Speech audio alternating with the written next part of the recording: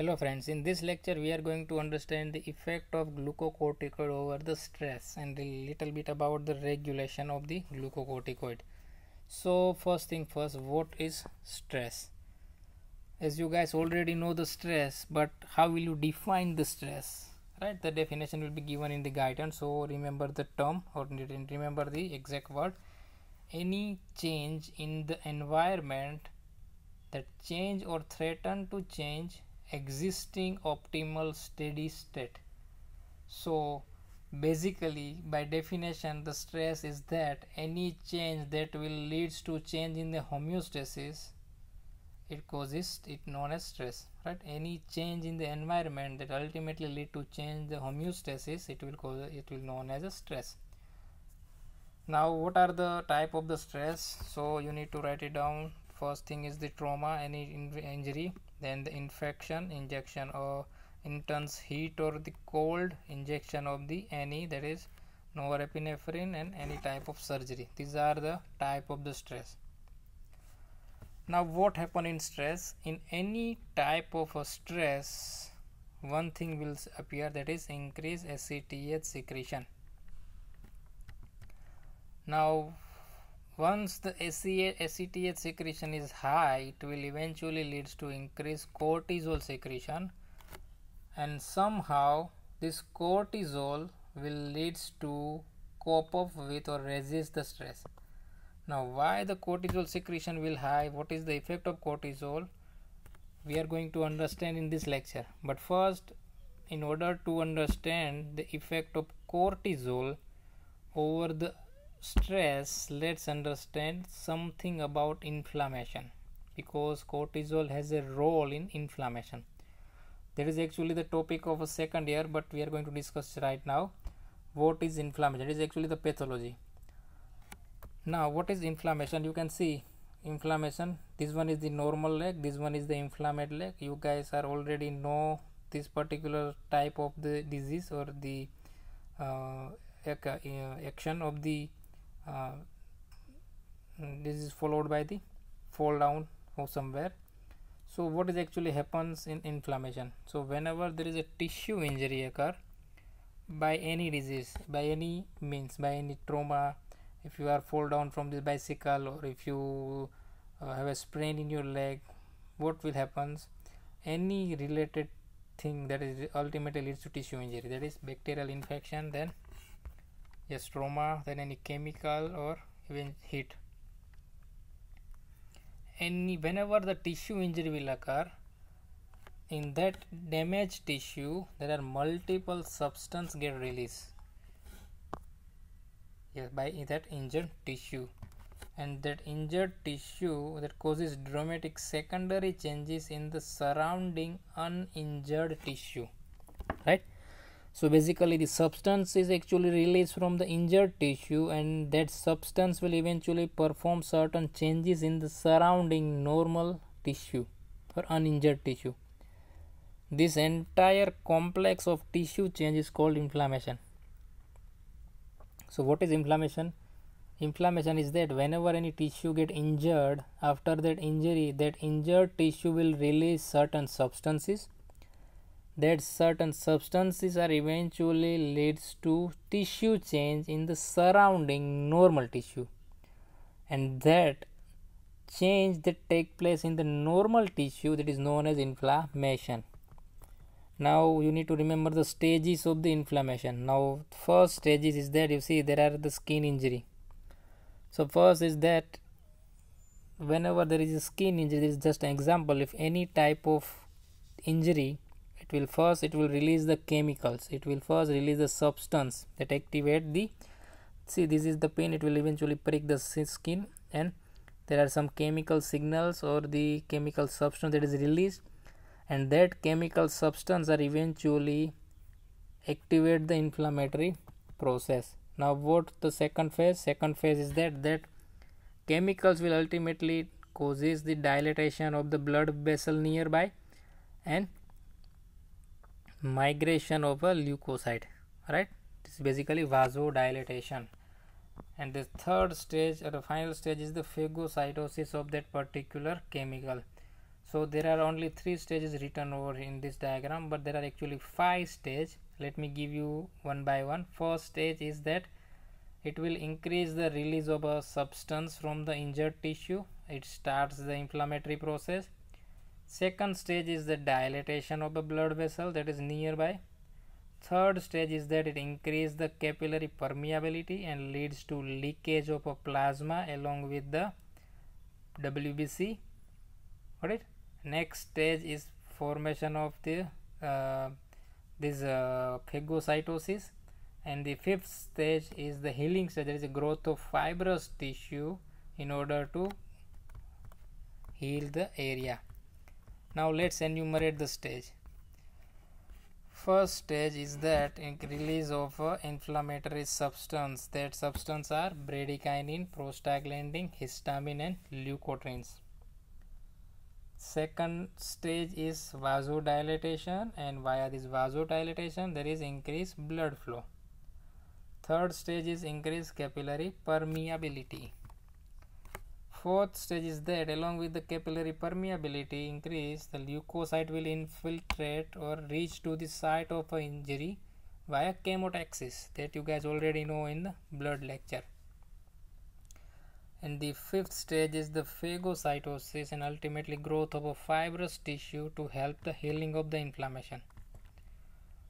Now what is the effect of glucocorticoid in this stage of the inflammation? How glucocorticoid will prevent this stage, or how it will abolish the inflammation? Now effect of inflammation. Now glucocorticoid has a 2 inflammatory action. Now first action is that is block the early stages of the inflammation, and second stage is cause rapid resolution of the inflammation. It will increase the healing. Now there are difference in between in these two effect of the glucocorticoid. First effect of a glucocorticoid or cortisol over the inflammation is that it will block the stage that we mentioned in our previous slide. Got it? And the second effect of the glucocorticoid is that if inflammation is already there, then it causes rapid healing. Got it? This is the effect of this is the normal hand and this is the inflamed hand. So if you give steroid to this particular patient, it increases the rapid healing. This is the actual effect of the steroid drug, or actual role of a steroid drug in inflammation. So how cortisol will prevent the development of inflammation? Let's see this. So cortisol will basically decrease all aspect of the inflammatory process. First is the stabilize the lysosomal membrane. So once it stabilizes the lysosomal membrane, no more proteolytic enzyme or no more inflammatory substance that will release. Got it? So first stage of the inflammation is that release of a chemical, right? So by stabilizing the lysosomal membrane, that proteolytic enzyme or chemical that is actually stored in the lysosome, so it cannot be get released. Second one is by decreasing that, it will decrease the capillary permeability and decrease both migration of a WBC and phagocytosis. So basically decrease the chemotactic factor production. It will decrease the migration of the WBC because this chemotactic factor is actually the substance that is released from the lysosome. Now by stabilizing the lysosomal membrane, it causes decreased release of the chemical substance. That chemical substance perform this chemotactic factor and causes or attract the WBC, and this very chemotactic factor will increase capillary permeability. So by stabilizing the lysosomal membrane, एक तीर दो शिकार हो जाएंगे. First, it will decrease the capillary permeability and also decrease the migration of the WBC. Now here's the thing. The effect of cortisol over the blood cell is that it will decrease lymphocyte, right? So this lymphocyte will ultimately responsible for immune response. So by decreasing the lymphocyte, it will decrease the immune response. And by using this mechanism, steroid drug will be given in any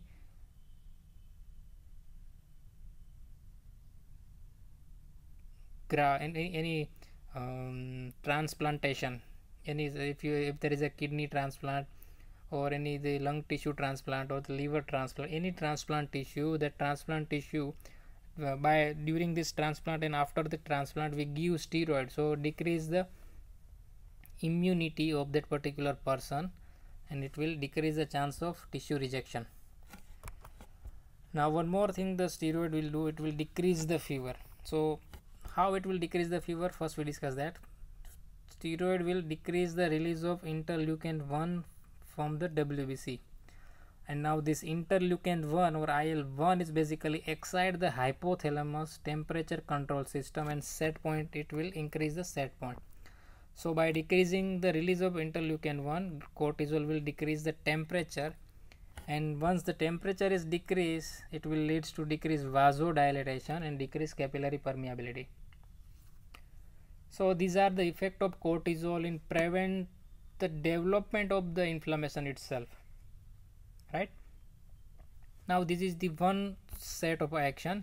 Now another set of action is that what happens when there is a inflammation is already there. So if the inflammation is already there, how cortisol causes rapid resolution of the inflammation?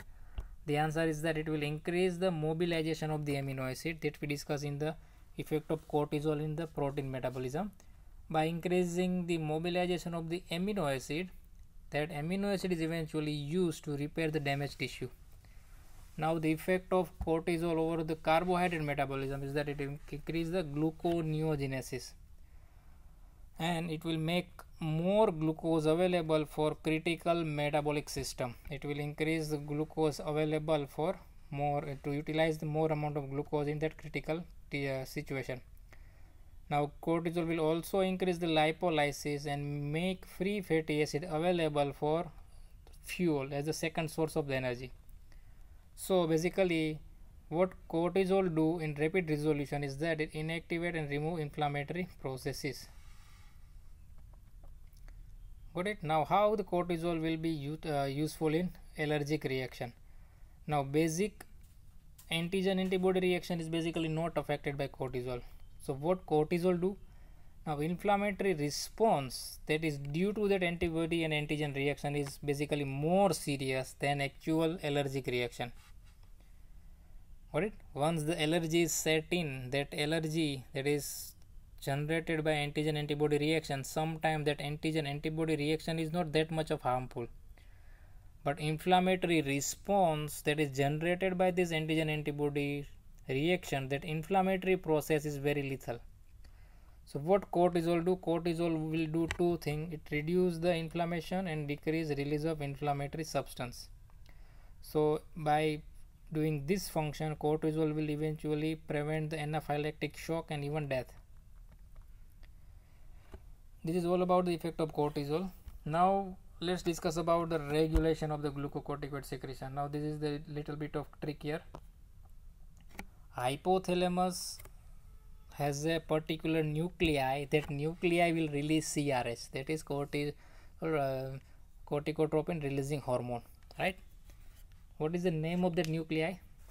I told you that name in growth hormone. This is the anterior pituitary hormone. The name of the nuclei is paraventricular nuclei. This paraventricular nuclei will release two hormones. One is CRH, another one is TRH. I told you that nuclei at the anterior pituitary hormone. I told that nuclei in thyroid hormone, and right now I am give you the name of the nuclei and the hormone responsible or hormone that is released from that nuclei third time. So please remember, paraventricular nuclei will release two hormones. One is CRH, another one is TRH. TRH which eventually leads to increased release of the TSH from the anterior pituitary. CRH will eventually leads to goes to anterior pituitary and increase release of the ACTH. Now this ACTH will enter inside the adrenal cortex and it will increase the release of glucocorticoid as well as adrenal androgen. But right now our focus is over glucocorticoid, so just mention glucocorticoid.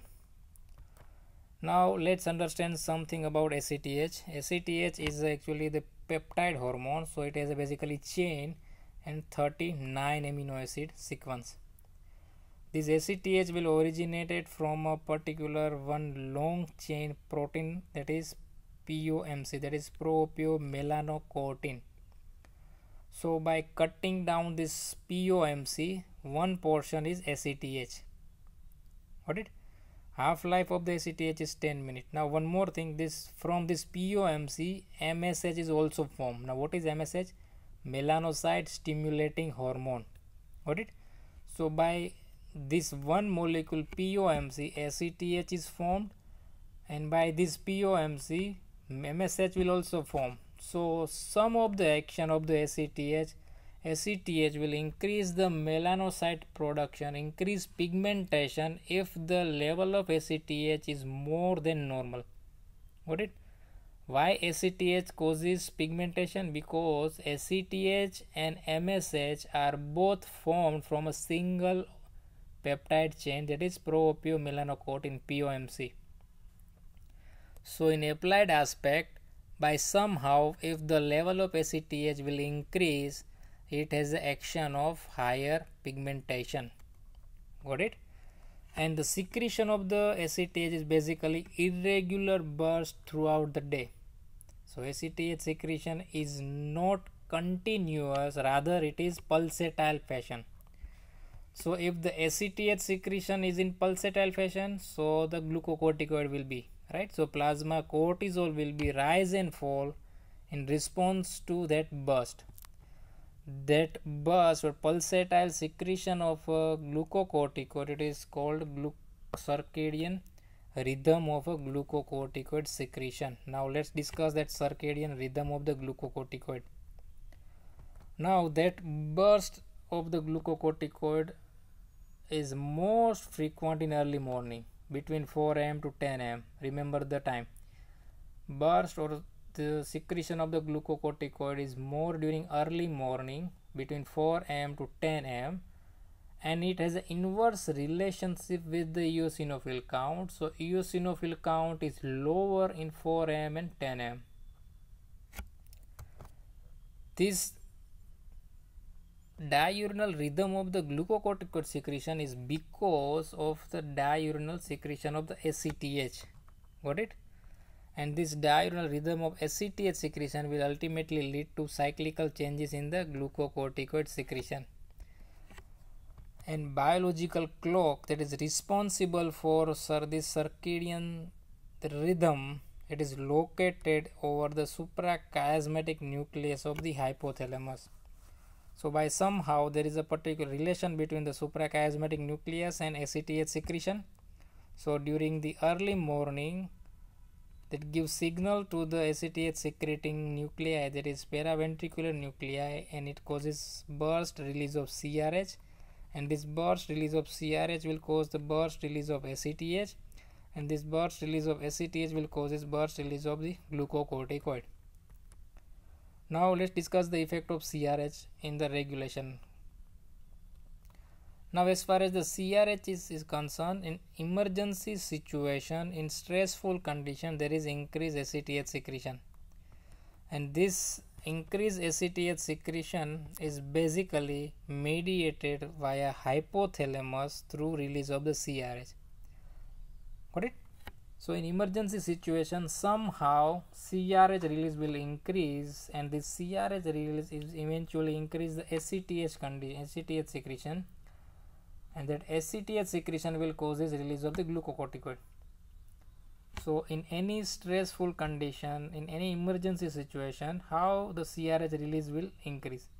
So the answer is that many part of our brain will converge to the paraventricular nuclei of a hypothalamus. So hypothalamic paraventricular nuclei get connection with various aspect of the brain, and whenever that part of a brain that is stimulated during emergency, during stressful, during fear, it will causes increased release of a CRH.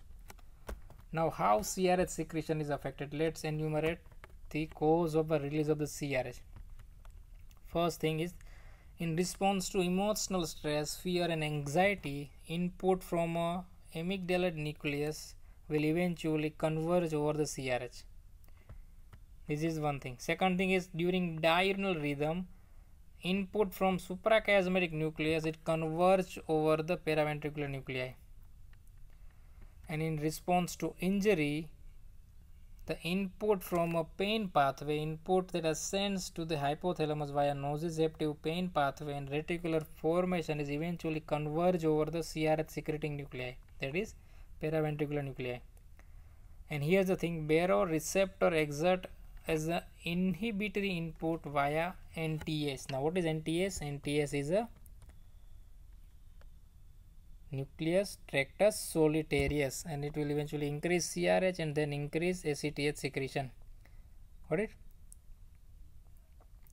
So now let's discuss the feedback of the glucocorticoid secretion. The glucocorticoid will negative feedback inhibition to the ACTH production, and it also has a negative feedback to the CRH secretion.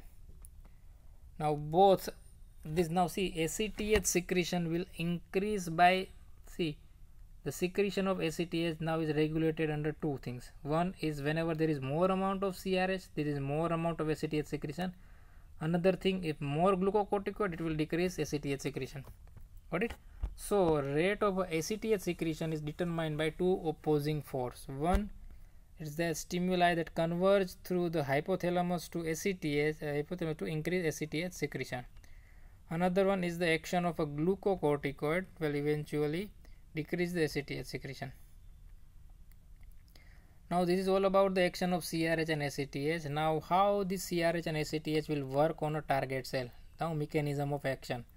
Now we are not going to detail about mechanism of action because that is covered already in receptor and signaling. We are just mentioning the pathway.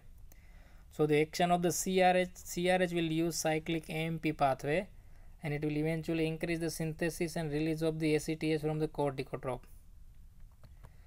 Now as action of the ACTH is concerned, again ACTH will also use the cyclic AMP pathway. See, cyclic AMP, this ACTH and CRH both has a C in its spelling, so basically it use cyclic AMP pathway.